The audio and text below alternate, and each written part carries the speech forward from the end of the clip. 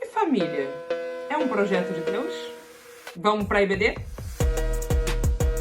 Olá, eu sou a Agnes Alencar, faço parte do Reino em Pessoa, sou produtora do EBDcast e também cuido um pouco desse quadro aqui do ORP, que é o De Volta EBD. E hoje a gente está começando uma série nova e a gente vai pensar sobre família. Sim, a gente ouve há tanto tempo que família é um projeto de Deus que, se você procurar família e Deus no Google, o que vai aparecer é um monte de estudos contando para você por que família é um projeto de Deus. E, em geral, as pessoas usam Gênesis para a construção dessa ideia. Então, para essa série, a gente vai investigar um pouquinho algumas famílias da Bíblia e vamos conversar sobre as suas toxicidades, disfuncionalidades e como essas histórias chegam para nós ainda hoje. Vamos lá? A história de Abraão é uma história muito importante na nossa narrativa cristã e na narrativa judaica, tá? Então a gente não tem como simplesmente passar por ela. A gente vai enfrentá-la, tá? E para isso, eu vou fazer um pequeno resumo dessa história. Você me acompanha e, se você quiser, você pode ler toda essa história que está em Gênesis, a partir do capítulo 12 até o capítulo 25. Então, Abraão, ele vivia numa região até que ele ouve um chamado e ele ouve Deus dizendo a ele para ele deixar aquela região, aqueles parentes e seguir para a terra que Deus mostraria para ele. E é quando Abraão junta ali toda a seu bando de pessoas, né? A gente está falando de famílias, é uma família próxima, então ele pega a sua esposa, ele ainda não tinha filhos, mas a gente sabe ao longo da história que um dos seus sobrinhos vai com ele, que é Ló, e vai embora. Então ele está nesse processo de nômade, de ir em busca de um outro lugar para ficar. E ele, num determinado momento, ele para, ele decide com Ló quem é que vai para um lado, quem é que vai para o outro, e ele se assenta ali, e a Bíblia conta que ele tinha uma idade avançada, mas que ele não tinha filhos. Ele é casado com Sarai, ou Sara, né? Esses nomes mudam, ele é Abrão, depois vira Abraão, e ele não tem filhos. E não ter filhos nesse momento é uma questão muito importante, porque significa que a sua dinastia não vai continuar, significa também que existe uma ausência de uma certa bênção de Deus na sua vida, porque a bênção de Deus nesse contexto é lida como a presença de um herdeiro, certo? É a presença da continuidade da sua linhagem. E Abraão tá ali naquele momento, já de idade avançada, até que ele recebe uma visita misteriosa que diz a ele que ele teria um filho, que Sara engravidaria. E aí tem duas histórias sobre essa escuta. Uma história, e as duas estão em Gênesis. Uma história fala que Sara ri, e a outra fala que é Abraão quem duvida. E a gente tem ali essas duas versões de um milagre, né? Da história de um milagre. A gente está assistindo a construção de uma narrativa mítica sobre esse homem que é o grande patriarca. E aí ela, num determinado momento, cansa de esperar, diz para Abraão se deitar com a sua serva Agar, porque ela então teria um filho através da serva, e Abraão se deita com Agar, mas a disputa entre as duas gera um conflito familiar até o ponto em que Agar foge de casa. Depois ela volta porque ela encontra com Deus no deserto. Deus reanima Agar, que estava naquele momento grávida. Ela volta, tem seu filho, Ismael chega a crescer ali junto com Abraão, Sara, que depois engravida de Isaac, até o momento em que Isaac e Ismael tem algum tipo de desentendimento, ou Sara tem algum tipo de desentendimento, a gente não tem tanta clareza com relação a isso. E Sara então exige que Abraão expulse Agar e Ismael de casa, o que Abraão faz, e dá para ela um farnelzinho de comida, e tchau e bênção. E assim a gente acompanha um pouquinho da história de Agar e depois de Ismael, mas a história central acaba ficando nessa primeira família, que é Abraão, Sara, Isaac, o filho da velhice, o filho de uma promessa de que Abraão seria uma grande nação, de que Abraão daria início a uma grande nação. Muito bem, nós vamos nos focar um pouquinho nesse núcleo familiar. Quando a gente se aproxima do Antigo Testamento, eu sempre falo que eu brinco que eu não gosto do Antigo Testamento, porque a gente precisa de cuidado para se aproximar do Antigo Testamento. Quando a gente está falando, por exemplo, da história de Abraão, a gente está falando de um contexto histórico muito distante do nosso. A gente está falando de traduções do texto que são traduções vacilantes. A gente está falando de aceitar ou acompanhar múltiplas fontes que se recosturam dentro do texto.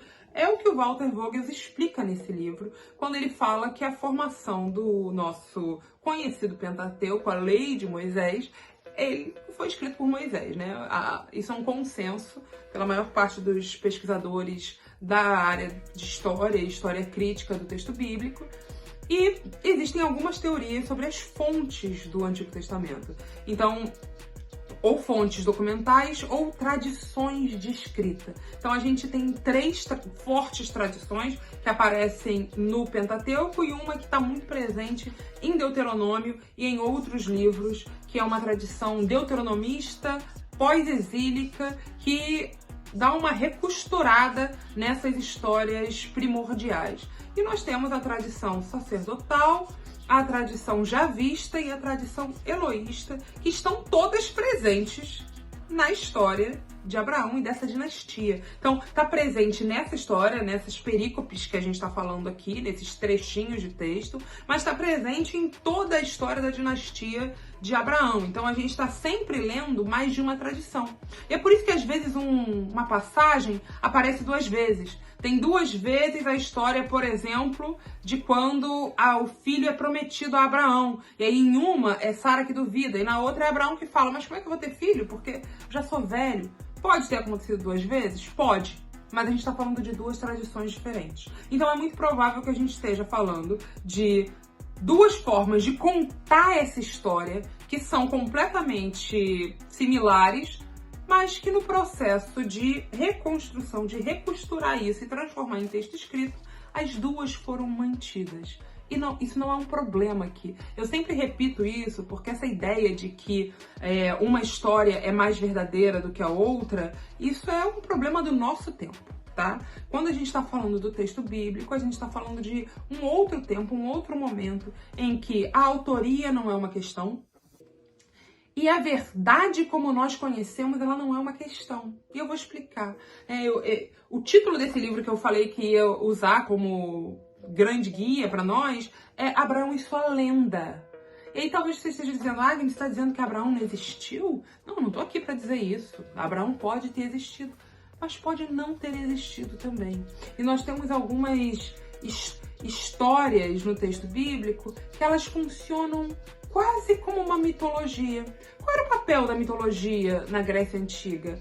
Era a educação do povo. Você contava essas histórias para, de alguma forma, ensinar algo para o povo. E era nesse processo de educação que você ia construindo toda uma civilidade. Então, o lugar da tragédia era esse, o lugar do mito era esse, o lugar de dar uma certa ordem ao universo.